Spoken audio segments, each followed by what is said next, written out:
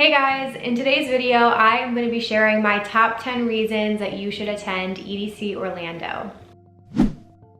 What is up, you guys? Welcome to the video. So I am so excited to be sitting down to film this. I don't get to make music festival videos as often anymore, so because EDC Orlando 2021 is officially on sale and you guys can go and pick up your tickets, I thought I would sit down and share 10 reasons why I think you should attend this festival.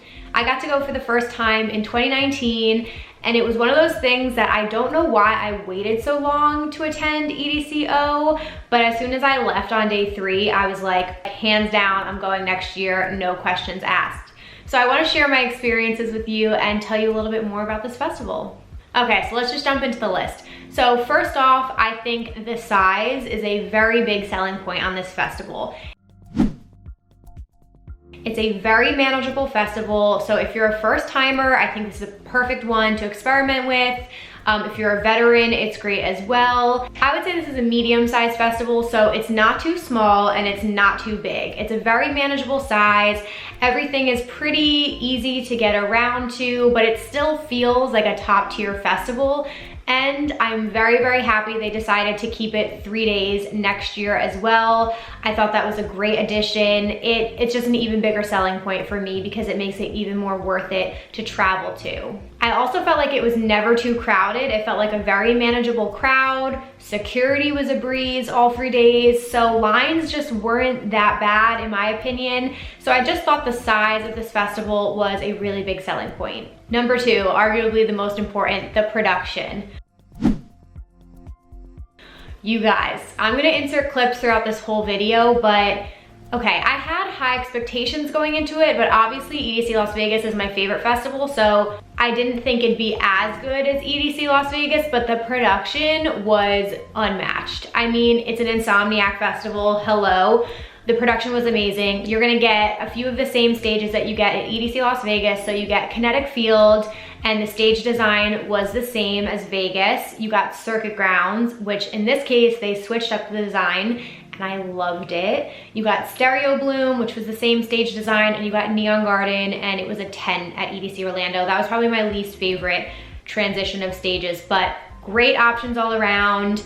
I'm gonna get into the music in a second, but the production, amazing. Amazing, the stage designs were so sick, the lighting was insane, the lasers were amazing. Circuit Grounds was definitely my favorite stage. I loved the changes that they made to it. Some of the best sets were there that whole weekend.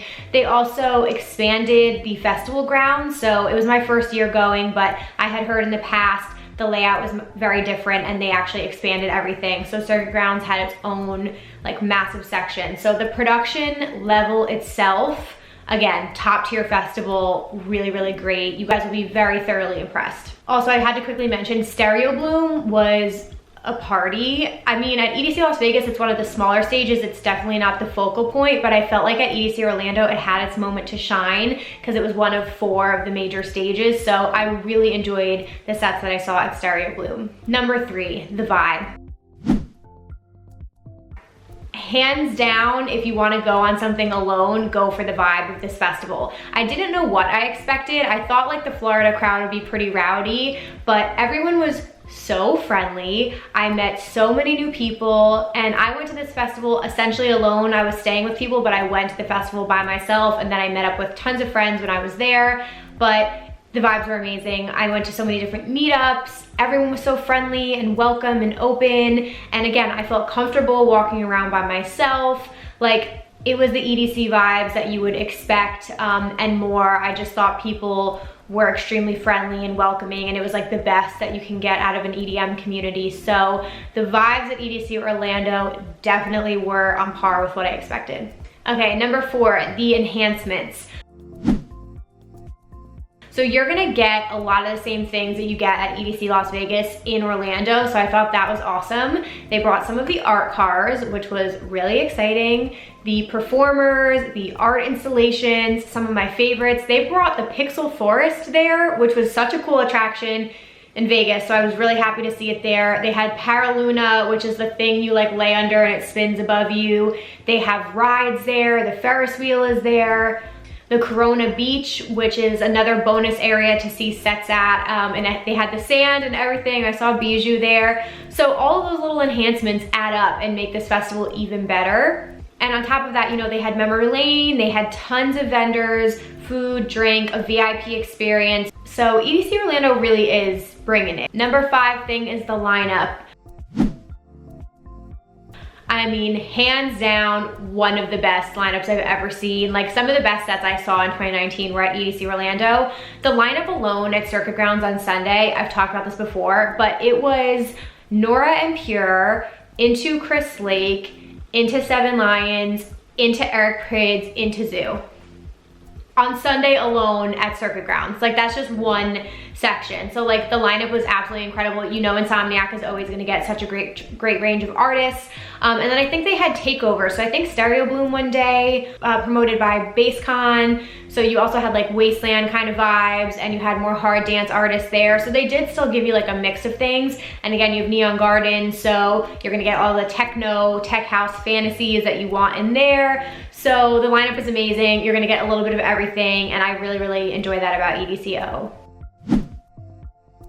Okay, the weather. I would say the weather is a selling point of this festival, especially in November. Coming from New Jersey, it's starting to get cold here in November, so it was beautiful. Despite the rain on Friday, which it's Florida, you just have to be prepared, bring a poncho, but in the morning, it was hot. It was hot, hot, hot. I was sweating to death, and then, but still beautiful and sunny, and then in the evening, very warm and comfortable. So the weather to me was a pro, especially if you're staying somewhere that has like a pool or something like that. It's definitely great. It kind of feels like you're going on a vacation.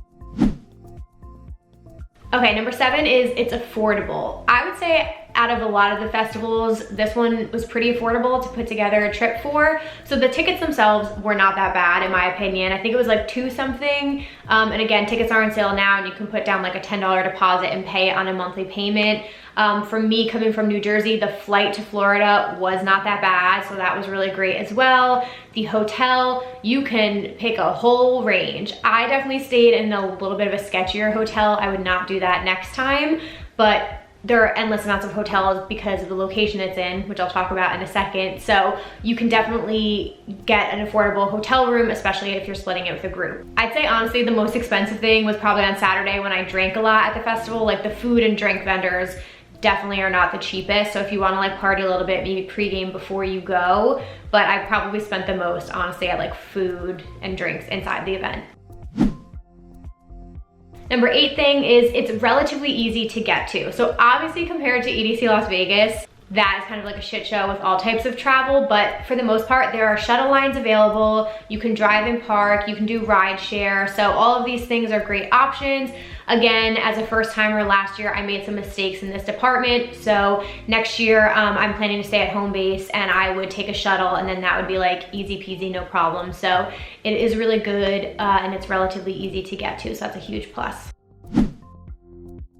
Which brings me to my next point, number 9, home base. So I know this isn't EDC Orlando affiliated, but a huge perk about EDC Orlando is that home base is like the best option to stay at for this festival. So home base is basically like a stay where you play type event. They do hotel takeovers, and you can stay there, and they do pool parties and after parties, and they have all different types of activities throughout the day, and then they do shuttle lines as well and get you to the festival. So home base right now is currently only in Florida, and they do their own events, but I think that is a huge selling point for EDC Orlando in particular, because you can keep the party going before and after the festival. You can stay with all these other ravers. You have your transportation taken care of you. So that's where I effed up. And in 2021, I will be staying at home base. I think that adds to the EDC Orlando experience, and it just continues the party, and you can have fun with all these people. So I think that's a huge drawing point. The vibes there are unparalleled, and you're gonna get to see some of your favorite artists there as well. So that's cool.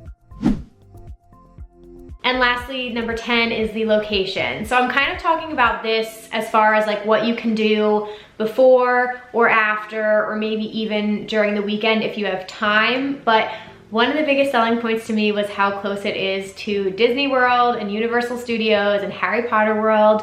So next year I plan on getting there a day early so that I can do probably Disney World for a day beforehand.